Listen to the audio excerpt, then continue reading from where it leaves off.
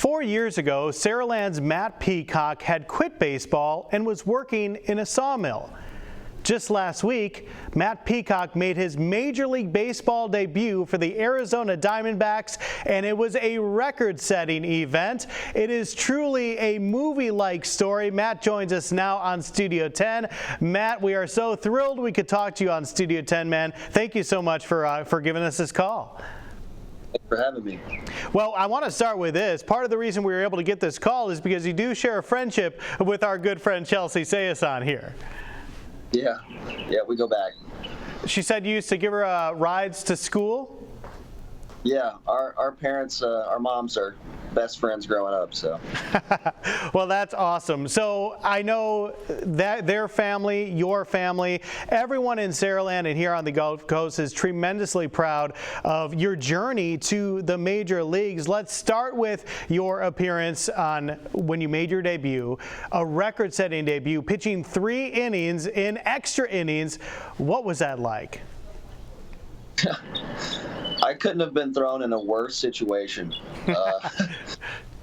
to debut.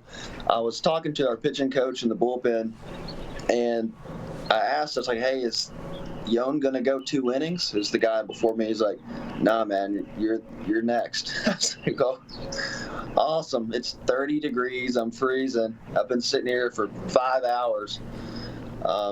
Some of the guys I grew up watching on TV, I was like, great, this is gonna be awesome. So going in the game, I wasn't really nervous. I was just ready. I knew there was a guy on second base, and facing a guy who's hit 3 home runs that day so far, I was like, well, the odds are not in his favor for hitting another one, so I'm just gonna attack the strike zone and try to get some ground balls.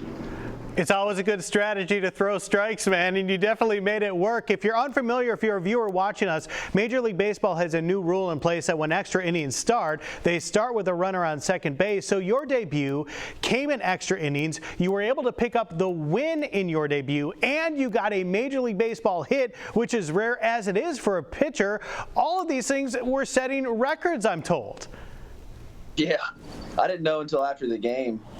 My phone was blowing up. I couldn't even respond. I felt bad. I was trying to respond to everybody, at least give them a thumbs up. And I woke up the next day, there was over 170 text messages.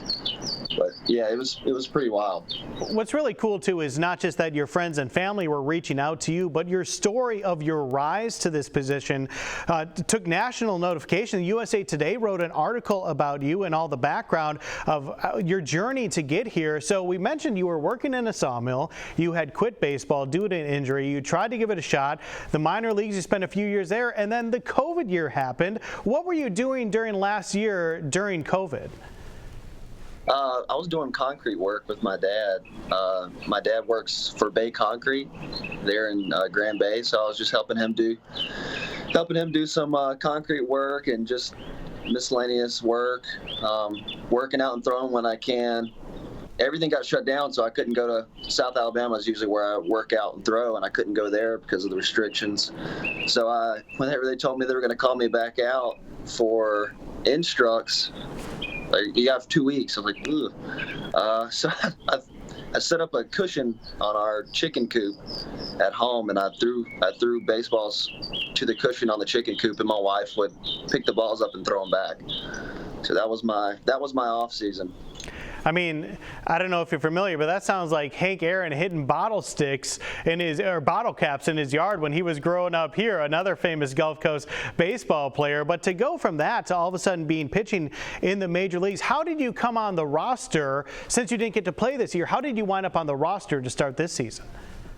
I went to instructs in the fall, and they wanted to see me pitch. It was my protection year. It was my Rule 5 year. So if they didn't put me on the 40-man roster going back to 2019, more than likely somebody would have. So I pitched not only in front of the Diamondbacks, but a bunch of teams. And I did really well. and they decided to protect me. November 20th, I remember I was in a bee suit. I was doing bees with my dad when they called. Man, this is just the wildest journey. All right, so we had that incredible opening day, and then we should mention we're taping this interview on Monday. On Sunday, you pitched yesterday, and you pitched 2 more scoreless innings. So right now for your Major League Baseball career, you're at 5 innings scoreless. How can you put that into words? You can't. You have to be there. I remember they asked me, what do you want your walkout song to be? I was like, I want it to be Sweet Home Alabama. You know, everybody knows that song. And when I was coming out of the bullpen, they started playing that song. And when they hit that guitar, like, down, down, down, everybody started screaming. And that noise, it just like captivates, it makes your whole body feel like my chest started pounding. I got way too amped up. So it's hard to explain the feeling.